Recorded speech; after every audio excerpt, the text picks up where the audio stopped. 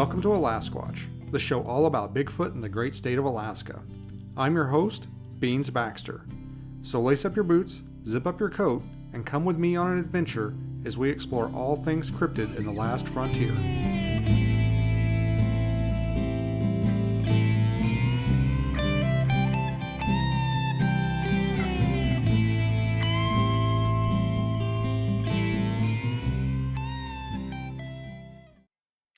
Hey guys, welcome to Alasquatch, the podcast about all things cryptid in the great state of Alaska. I'm your host, Beans Baxter.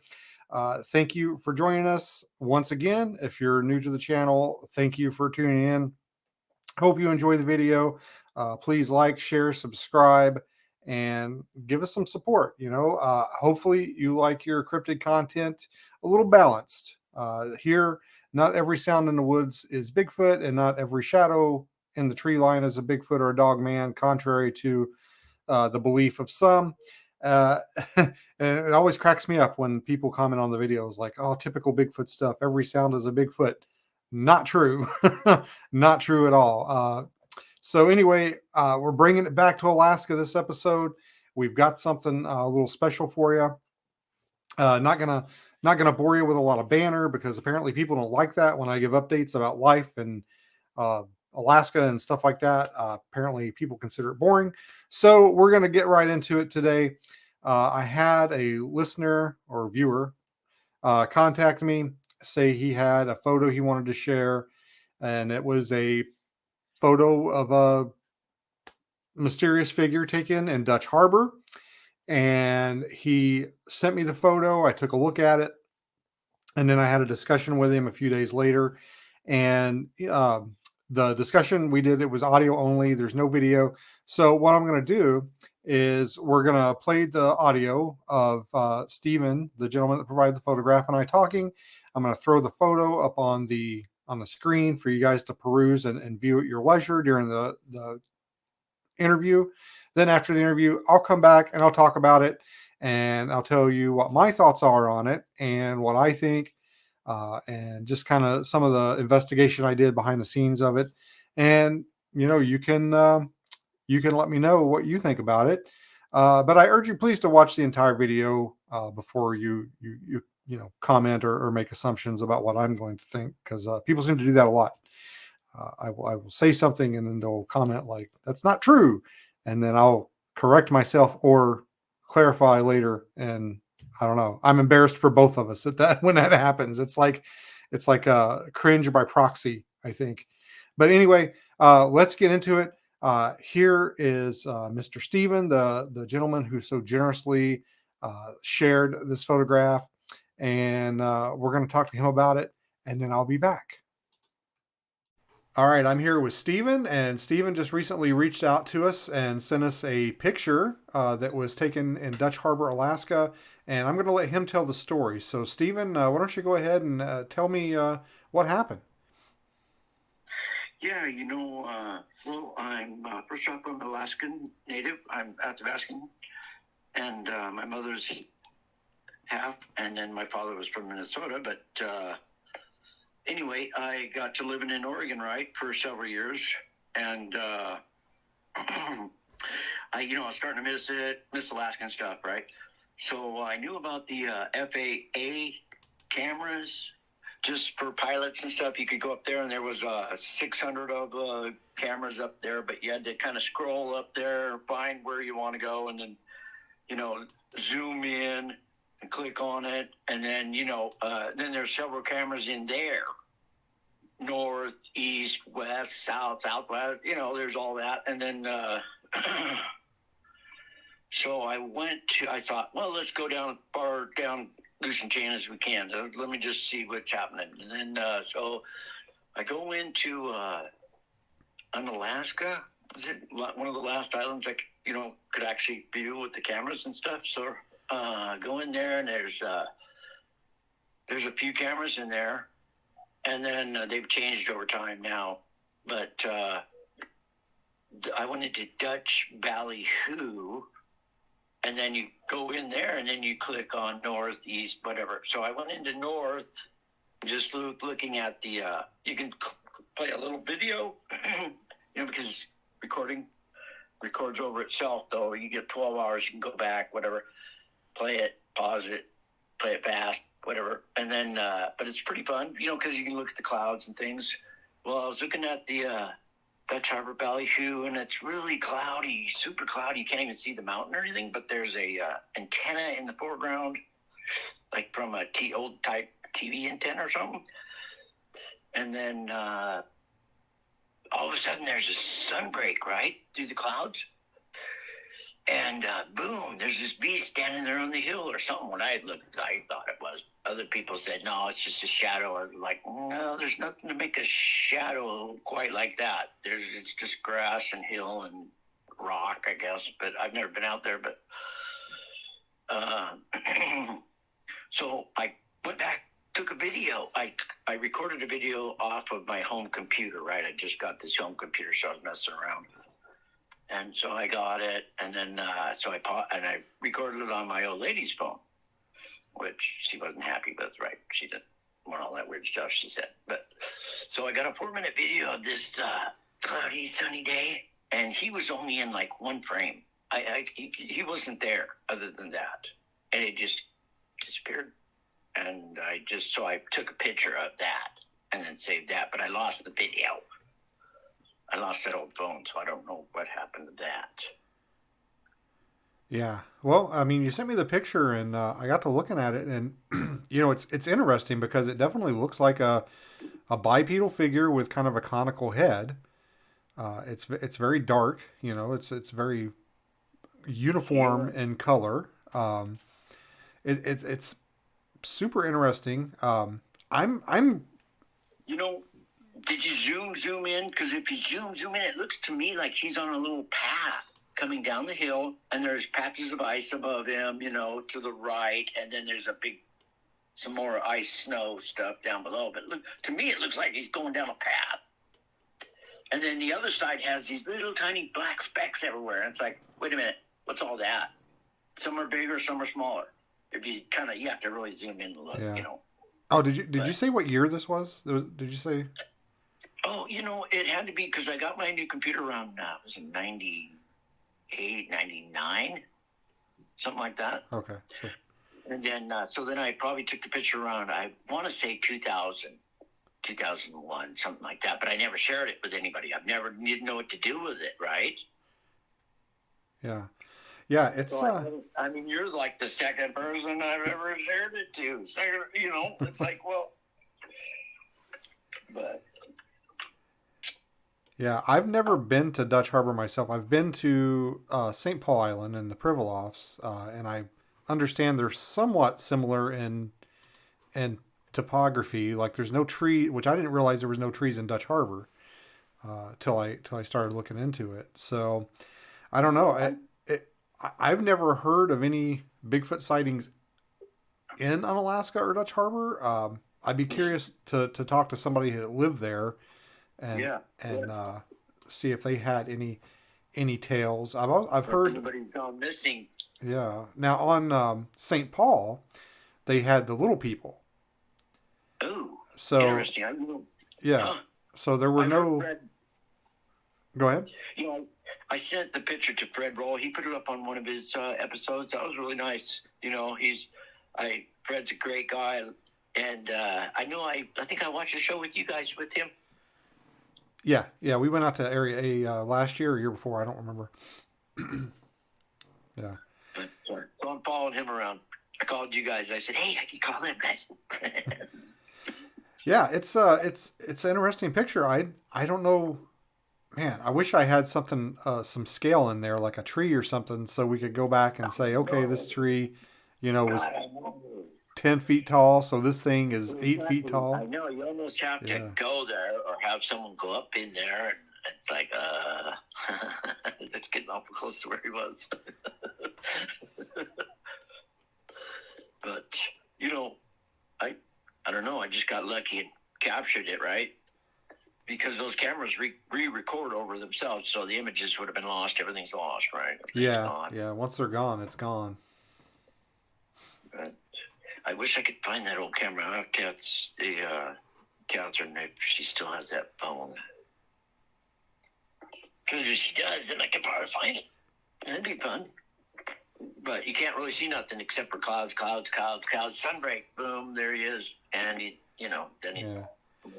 that was it. But Well, they say the hairy man comes out when it's foggy out.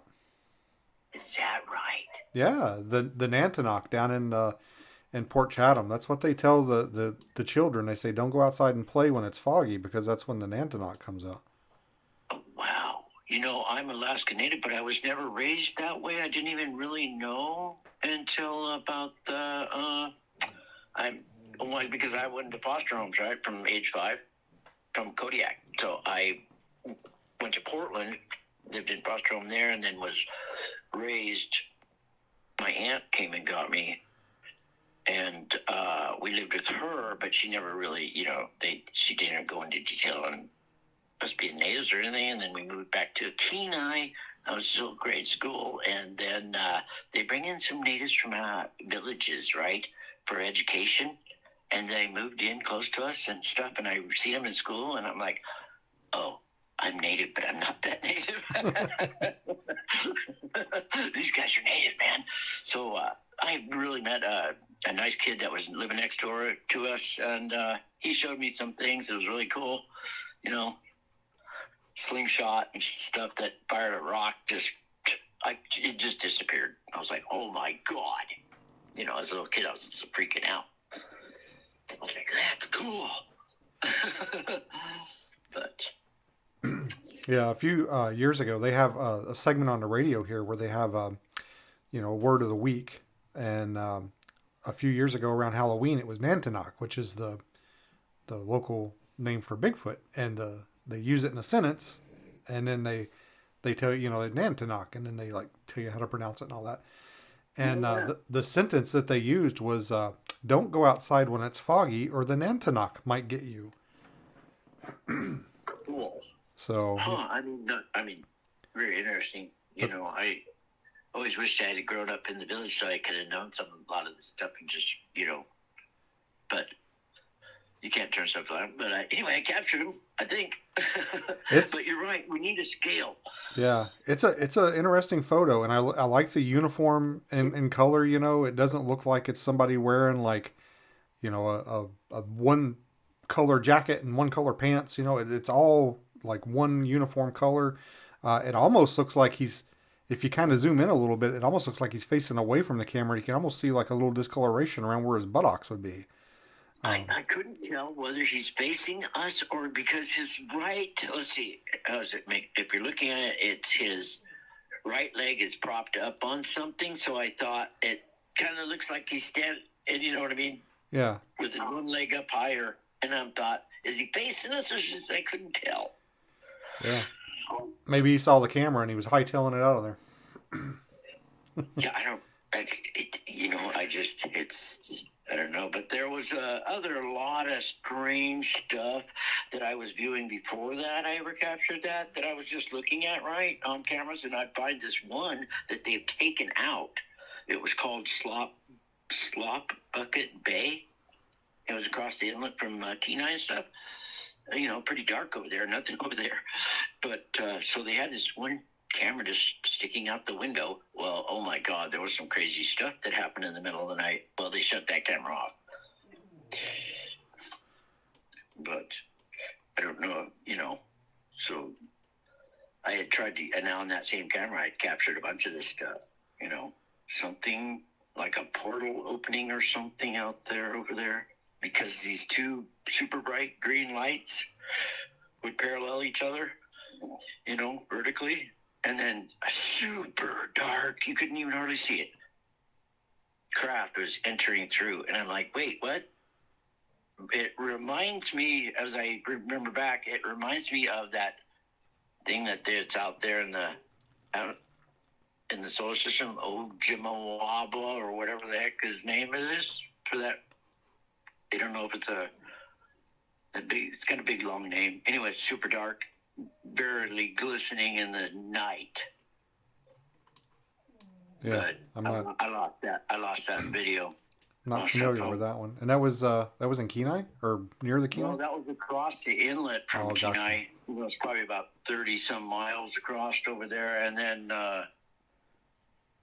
it was called Slop Bucket Bay. And then I'd go to it and look at it and stuff. And then they eventually shut that camera off. I don't know why, but. Yeah, I'll have to look that up. I'll have to see. There's been some UFO flaps here in Kachemak Bay. I've never personally seen any UFOs in the bay here, but I think back in I believe it was the 80s, there was quite a big flap in here. Yeah, yeah. I lived in Kenai for, let's see, probably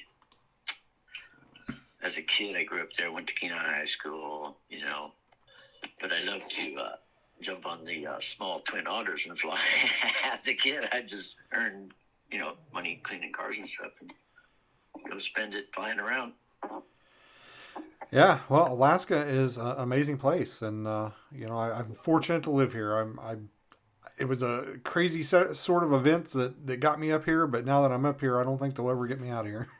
Nice. Yeah, yeah. Now, are you ex-state trooper? City police. I was a Homer police officer. Oh, I see. Oh, yeah, yeah. Okay. I wasn't sure because I've only watched like maybe 2 of your shows, the one with Fred, and I tried to catch some stuff in there, but Yeah, well, I appreciate you sharing, Stephen, and I appreciate the you telling our audience here what you saw, and we're gonna, we've had the photo up while we were talking here, so everybody could see it, and I'm curious to see everybody's thoughts in the comments and what they say, and if anybody from Dutch Harbor has any stories about the Hairy Man, I'd love to hear them because as far as Dutch Harbor goes, it's kind of a black hole of Hairy Man lore and stories. I haven't heard anything come out of there.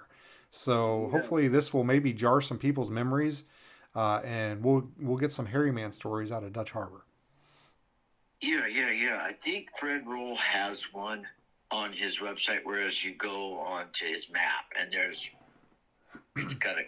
because where he goes in and talks to a native guy from down there. I'll check it out because I looked on the BFRO map and I looked on the Bigfoot mapping project and I didn't see anything for Dutch Harbor there, but I did not look on Fred's website, so I will check that out.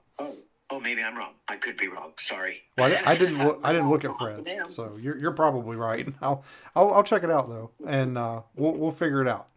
All right, guys, I am back again. Thank you so much for reaching out and sharing that photo, Stephen. And let's talk about this now. So those of you that are watching the video, you've seen the photograph. It was playing during the interview just now. Those of you listening via audio, I hope it's basically a mountainside, like the side of a mountain, almost like a photo of a valley. And there is a dark, what appears to be bipedal figure standing kind of on the left of center frame. It appears to have a conical type head. It's pretty much uniform in color, although there is a little lightness maybe around the midsection, around where the groin or the buttocks would be. And that's about it. It's very blurry. It's definitely not the quality of image from, like, say, the PG film or the Freeman footage, or even what the Brown thermal footage. It's very kind of blurry, but it does appear to be some type of bipedal figure. And my thoughts on this when I first got it, and he sent me the photograph, I knew nothing about it. He didn't tell me the story. He just sent the picture and basically said it was taken near Dutch Harbor. So what I did, if you guys are familiar at all with my book, Squatch Cop, Investigating and Documenting the Bigfoot Phenomenon, self-plug, I talk a little bit about digital evidence and how to analyze it. So the first thing I did was head over to a EXIF viewer, ran the photo through that to try and get some information from the metadata. And that was basically a moot point.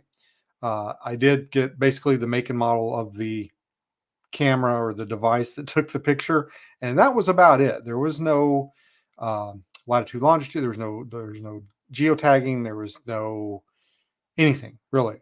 Make and model was basically it, and then whether the flash went off or the shutter, the shutter speed, stuff like that, which was basically useless to me at that point because I realized, looking closer at the photograph, this is not the original photograph. This, if you look in the side on the corner, you can see like there's the edge of a table or something. So this is literally like a picture of a picture, which was probably printed out on like paper. So this is like a screenshot or a screen cap of a video that was probably printed out and then was then photographed after being printed out. So this is like a fourth, I might be off there, but like a fourth generation copy of this photo. So, I mean, who knows? Maybe if I had the original photo, I would look at it and be like, oh God, that's absolutely a Bigfoot, or oh God, that's a dude in a hoodie. Who knows? So, basically, I'm telling you that just to kind of let you know how ambiguous the information on the photo was. And I'm not saying Steven's a hoaxer. I'm not saying he's hoaxing or anything like that. I'm just telling you facts. Like, this is what I did to investigate this photograph.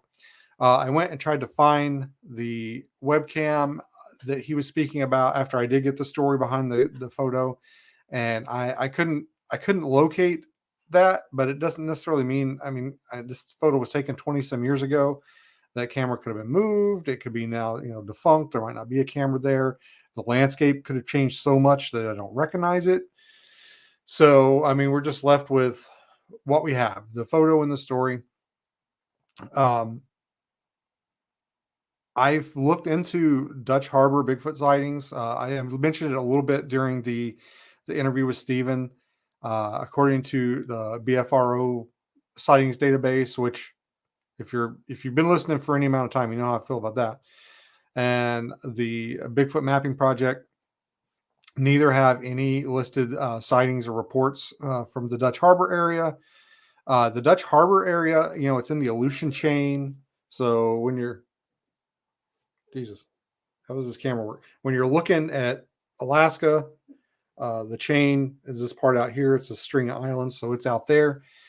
I wasn't aware that Dutch Harbor didn't have any trees. Basically, there's no forest. It's all pretty much like windswept and mountainous and grass fields and just no trees. So that right there kind of makes me a little suspicious. Um, I spoke to a gentleman that I worked with who had worked at Dutch Harbor at the police department there.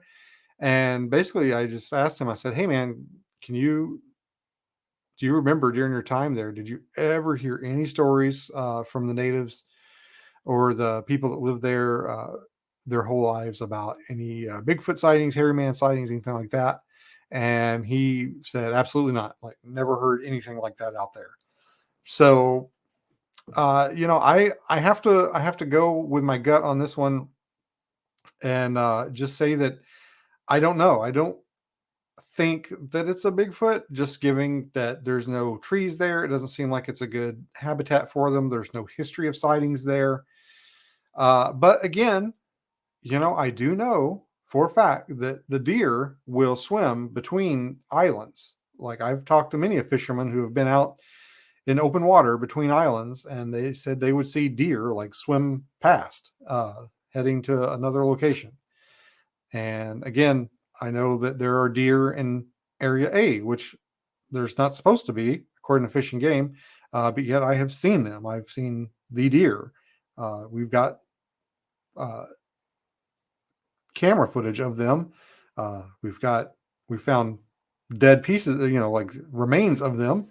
So they got there somehow, most likely by water, by swimming, unless some fisherman, out of the kindness of his heart, decided to put some over there so he could hunt them. I don't know, but I do know that they do island hop occasionally. So maybe hairy man occasionally does the same thing. I don't know. That's a long ways to be out there though. So yeah, I've got to, on my classification scale, I've just kind of got to put this one in the I don't know pile. It's certainly there's certainly things about the photograph I like. I like the uniform color. I like the conical head. It's too bad we don't have anything for scale. That's one of the things I don't like about it is there's no scale. I can't look at there's not like a marker out there that I can say that thing is 7 feet tall. So obviously this figure is 6 feet tall or 8 feet tall. Like there's no scale. And that's a big gripe that I have with a lot of photographs. There's nothing for scale. There's no tree stumps that I can go back and measure. There's no anything. And it's just, it could be, for all we know, that figure could be 4 feet tall. It could be 8 feet tall. We just don't know and likely never know since the photograph is 20 years old. So, I leave it to you guys. Make up your minds. If anybody out there has had a Dutch Harbor hairy man sighting or a story passed on about hairy man in Dutch Harbor, I'm sorry, I got distracted. There was a bird outside my window. Um, please let me know because I'm curious. And if there are some stories about hairy man out there in Dutch Harbor, let's get those reported. Let's get those on the map so that people like me that look into this stuff can go back and do the research and be like, oh, there is a history of hairy man sightings out there. Uh, that's one of the big complaints I have about a lot of this type of research is there's sometimes you just run into a brick wall. There's nothing there, and you can't find out any more information.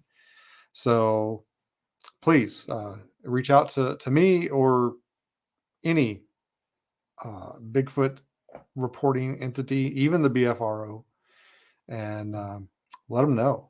I'm curious if there's any Bigfoot activity out there in the Aleutian chain. I'm leaning toward no, but I'm not willing to completely discount it either. Um, I lived on St. Paul Island for a time, and it's similar to the Aleutians. There's no trees, and I never heard any hairy man stories out there, but I did hear about mysterious lights, kind of almost like Will o' the Wisp type things, and the little people. Apparently, there may have been some little people out there.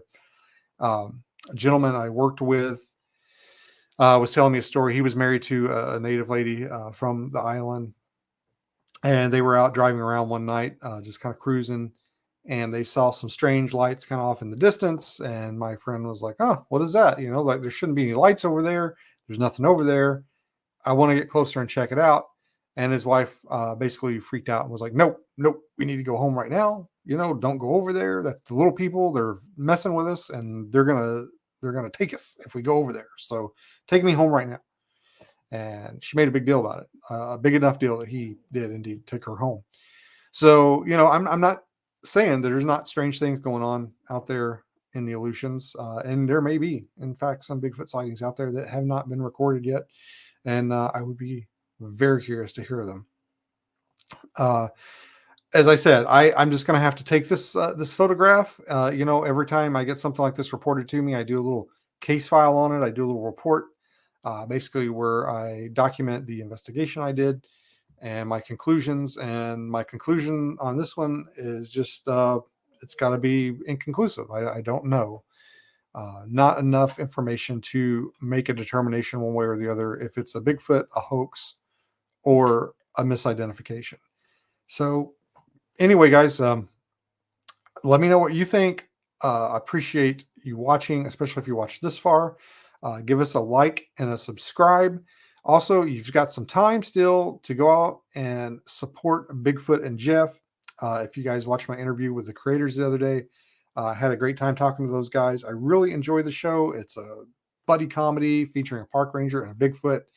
And in my opinion, it's a little bit of a breath of fresh air. We've got so much. Bigfoot is a horrible monster. Bigfoot's a killing machine stuff going on out there, Bigfoot's responsible for all these missing people, that it's kind of nice to have something almost in the vein of Harry and the Hendersons, something a little light. It's comedy, it's funny. Bigfoot's just kind of a regular guy. He's just hanging out in the woods with his buddy Jeff.